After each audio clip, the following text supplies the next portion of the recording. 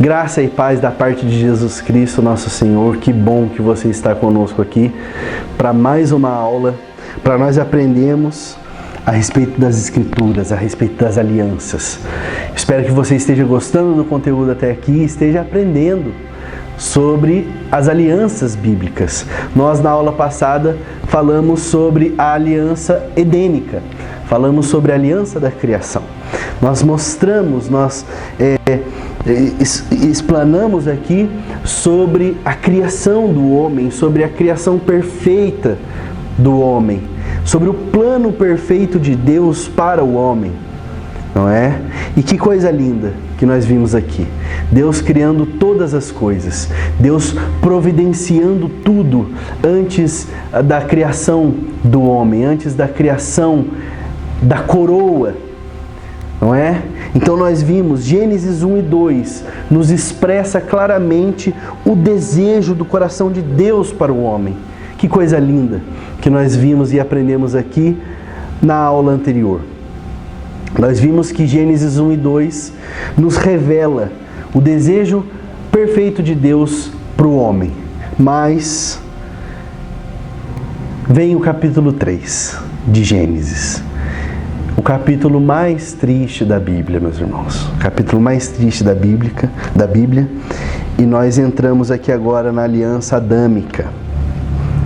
Nós entramos na aliança adâmica e eu quero ler com você Gênesis capítulo 3, versículo de 1 a 6. Ora, a serpente, que era a mais astuta de todos os animais do campo que o Senhor Deus tinha feito, e esta disse à mulher: é assim que Deus disse, não comereis de toda a árvore do jardim? Perceba, meus irmãos, a serpente não vem fazer bagunça, ela não vem, ela vem conversar. Ela vem conversar com a mulher. A respeito do quê? A respeito dos termos da aliança. Veja, é assim que Deus disse, não comereis de toda a árvore do jardim? Foi isso que Deus disse? Não. O que a mulher tinha dito? Tinha que dizer? Não. Versículo 2. E a mulher disse à serpente: do fruto das árvores do jardim comeremos, mas do fruto da árvore que está no meio do jardim, disse Deus, não comereis dele, nem nele tocareis, para que não morrais. A serpente está conversando com a mulher. Perceba uma coisa, agora para as mulheres, diretamente para as mulheres. Mulher, você tem grande chance de cair na conversa de a quem você dá ouvido. A serpente está vindo conversar com a mulher. Ela está vindo conversar sobre os termos da aliança. Nós temos grandes chances de nos entregar a quem nós damos ouvidos. A mulher, principalmente, está aqui. E perceba que essa conversa dos termos da aliança muda a perspectiva, a visão que a mulher tem do jardim criado. Versículo 3, do fruto da árvore que está no meio do jardim, não podemos comer. Mas isso não é verdade.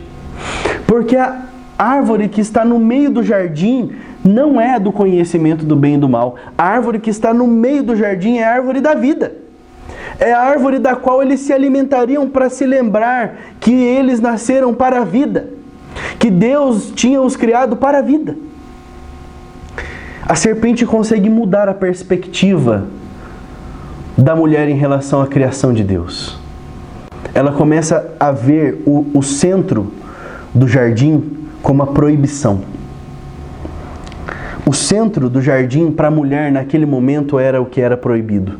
Quando Deus disse, na verdade, que o centro era o que faria os faria lembrar que eles tinham nascido para a vida. Perceba isso, meus irmãos. Versículo 4. Então a serpente disse à mulher: certamente não morrereis.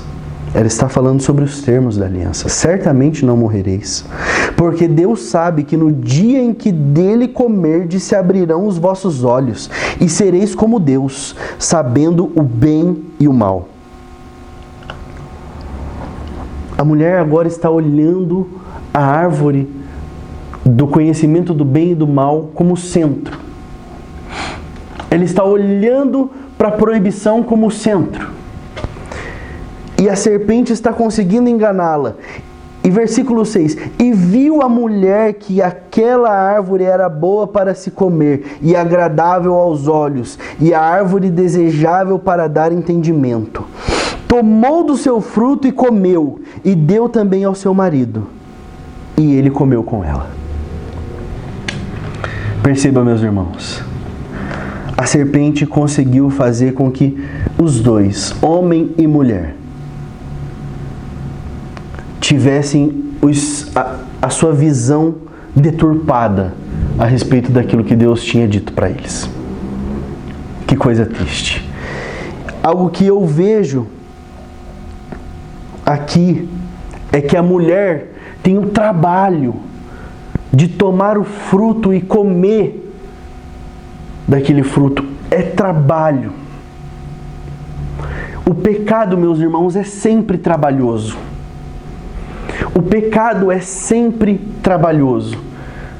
Perceba, sempre que você quer cometer algum pecado, você tem que fazer alguma coisa, você tem que trabalhar para aquilo.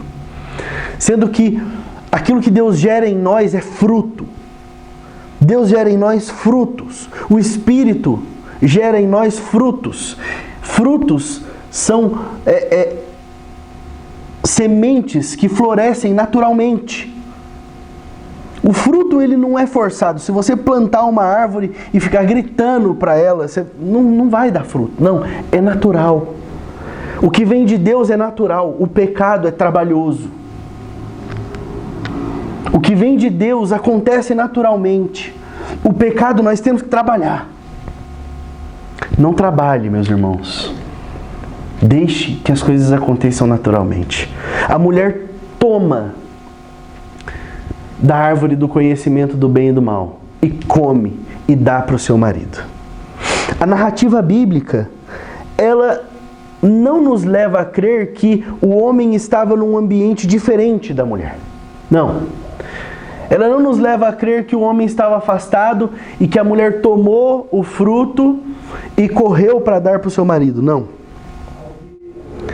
A narrativa bíblica nos mostra que o homem estava perto da mulher.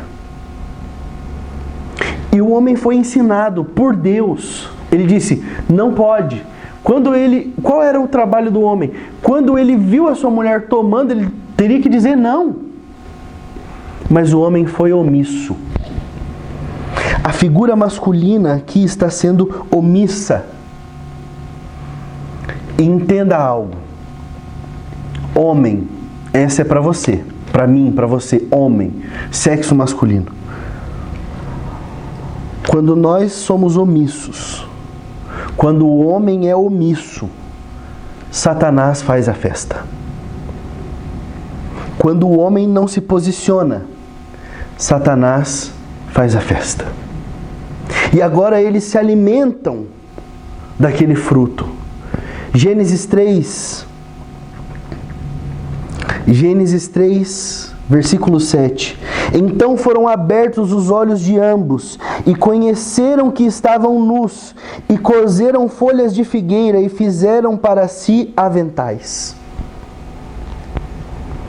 O homem morre espiritualmente. O homem agora está morto. Existem 3 tipos de morte: morte física, morte espiritual e morte eterna. A morte que o homem experimenta, a morte que Deus estava falando para o homem aqui, que certamente ele morreria, eram os 3 tipos de morte. Se o homem se alimentasse daquele fruto, ele ia morrer fisicamente, espiritualmente e eternamente. O homem come e não morre, ou acha que não morre. Mas o primeiro fruto do pecado já nasce no versículo 7.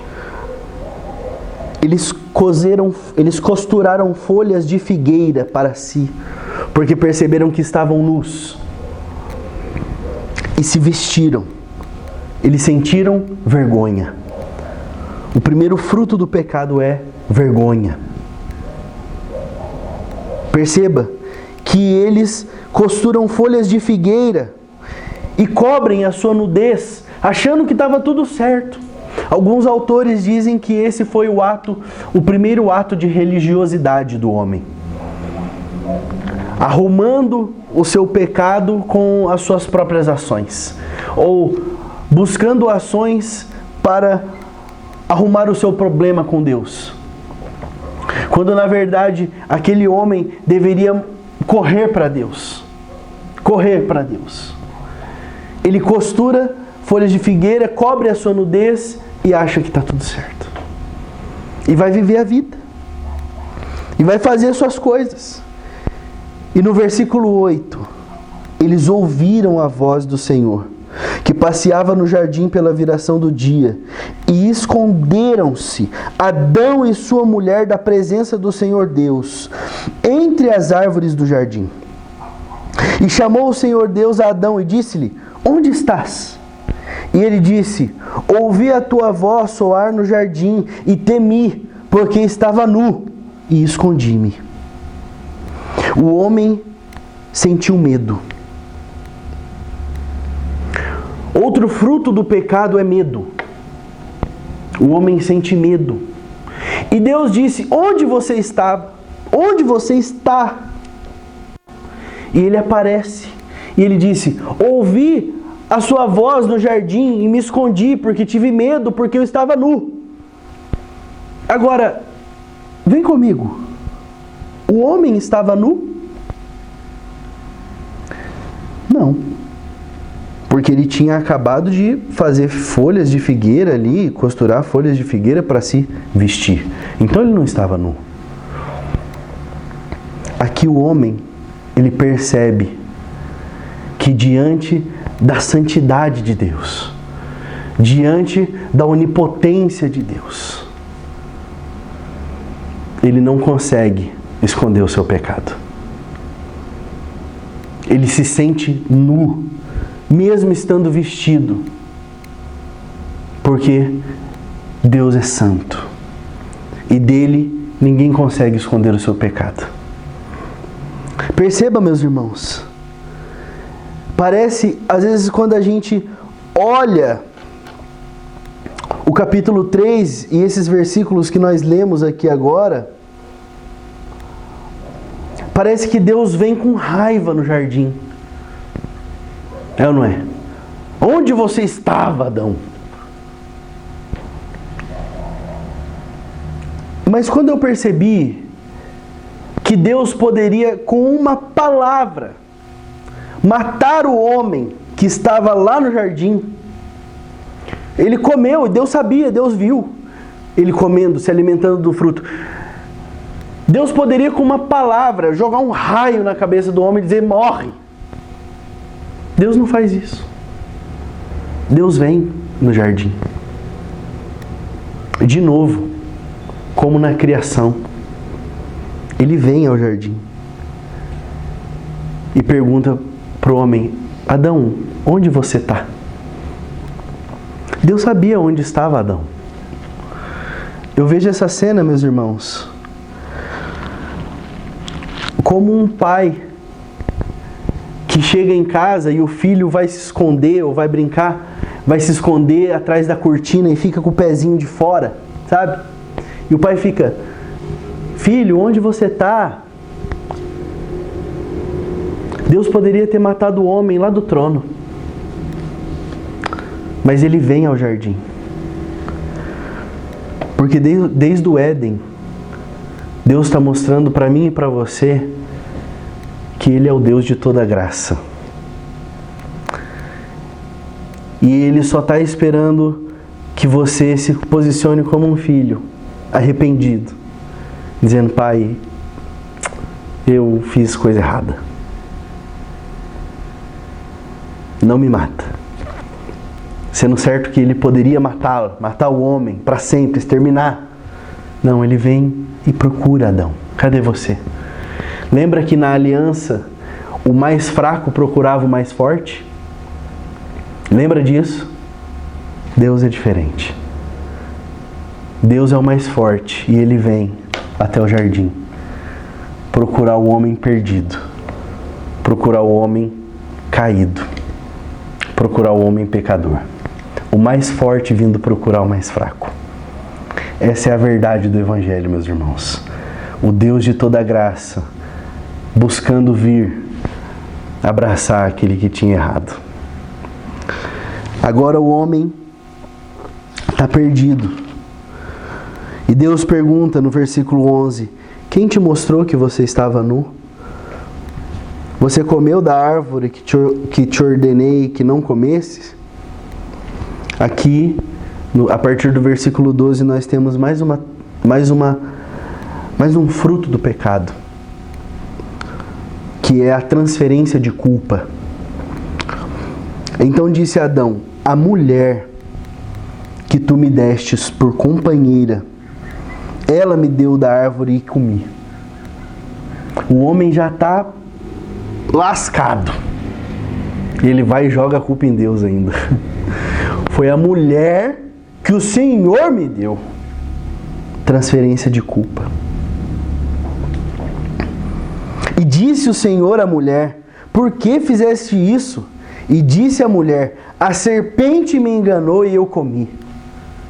Transferência de culpa.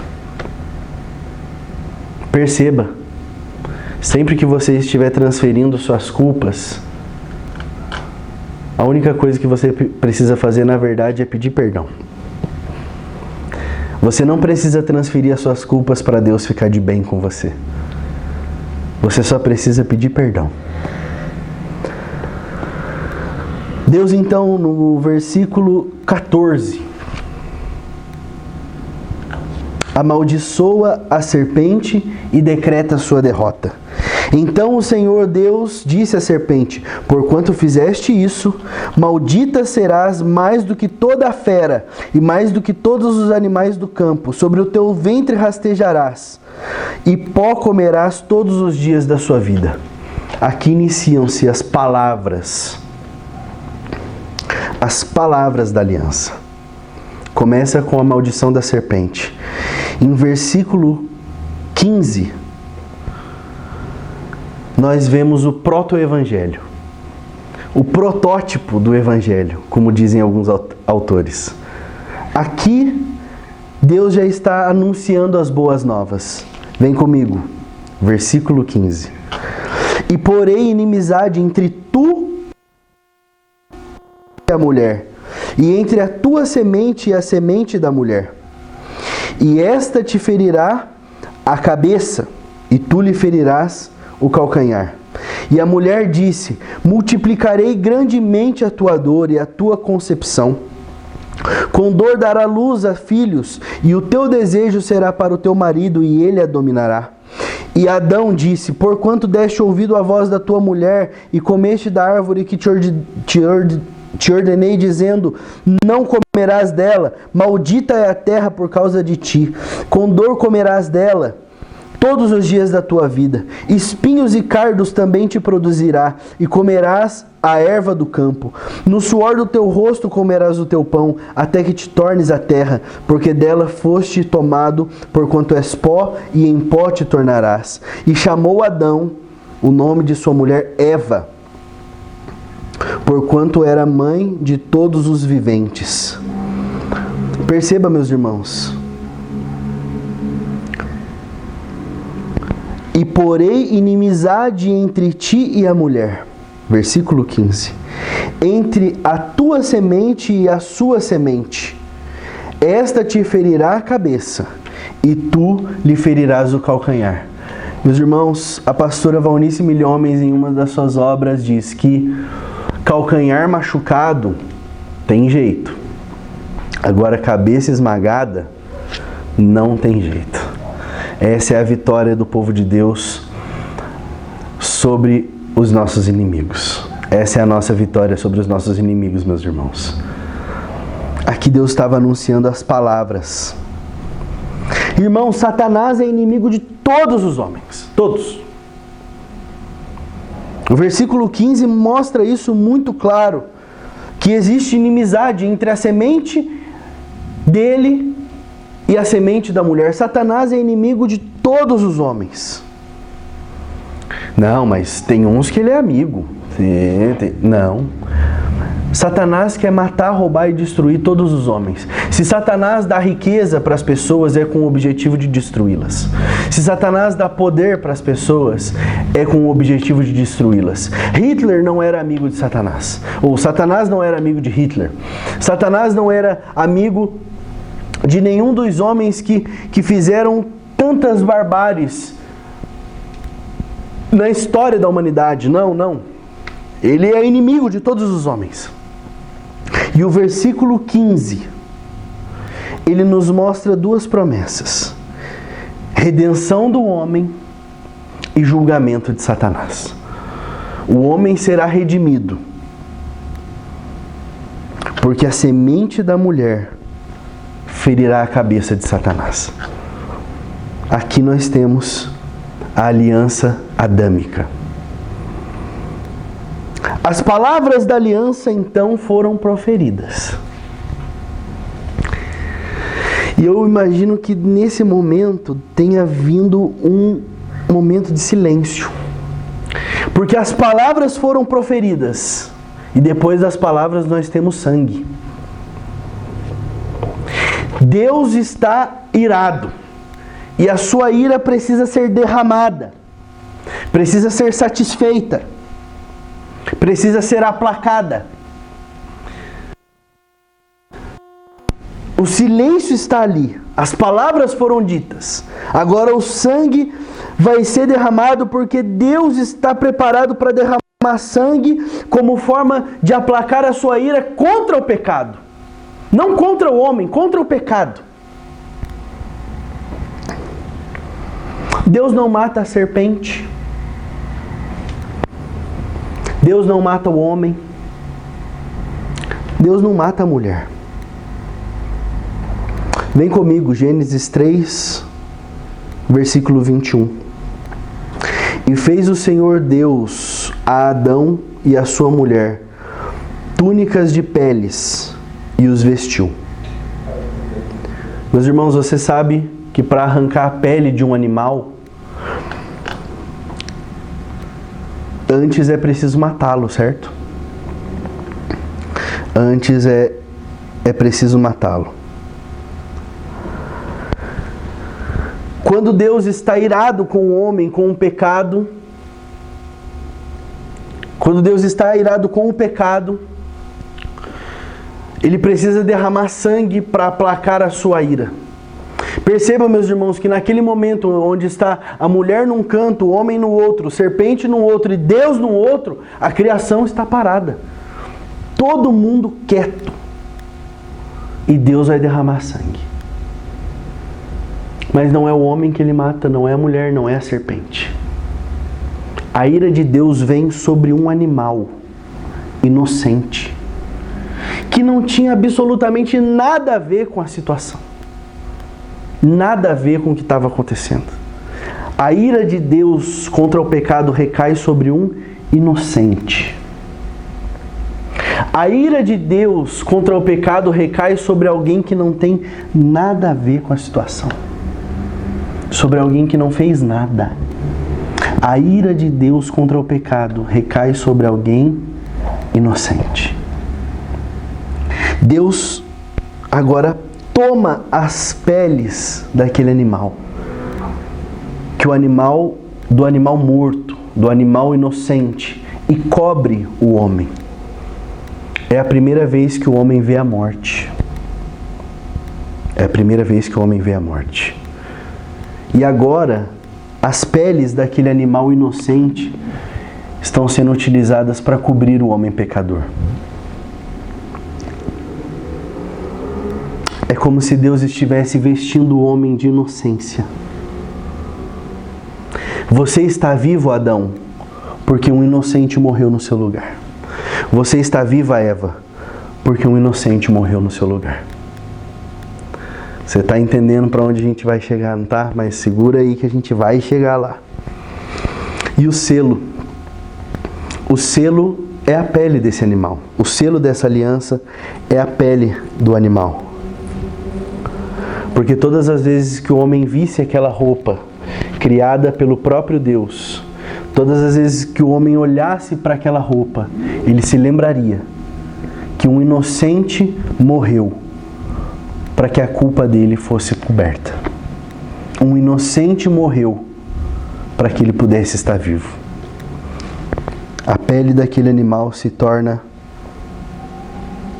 o selo da aliança. Em Gênesis 3, no versículo 22, mostra Deus falando de novo com a Trindade, dizendo: eis que o homem é como um de nós, sabedor do bem e do mal. E para que este não estenda a sua mão e tome também da árvore da vida e coma e viva eternamente, o Senhor Deus lançou fora do jardim do Éden para lavrar a terra do que fora tomado. Tem gente que acha que Deus tirou o homem do jardim do Éden como punição. Ah, você pecou, agora sai daqui. Quando Deus tira o homem do jardim do Éden, Deus está amando o homem. Deus está dizendo assim, eles estão conversando, a Trindade: se o homem comer do fruto da árvore da vida, ele vai viver eternamente afastado de nós. Então a gente tem que tirar ele daqui. Ele não pode ficar aqui. Deus mais uma vez está amando o homem, para que o homem não coma e viva, ou para que o homem não coma e morra eternamente. Nós precisamos tirar ele daqui. E o homem foi afastado do jardim do Éden.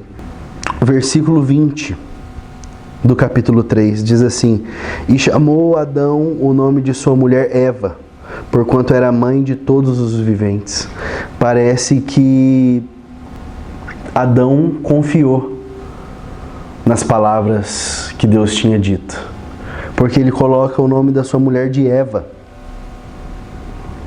porque ela seria a mãe de todos os viventes. Como quem diz, por meio de nós entrou a morte, entrou o pecado, mas é por meio de nós que Deus disse também que viria a vida.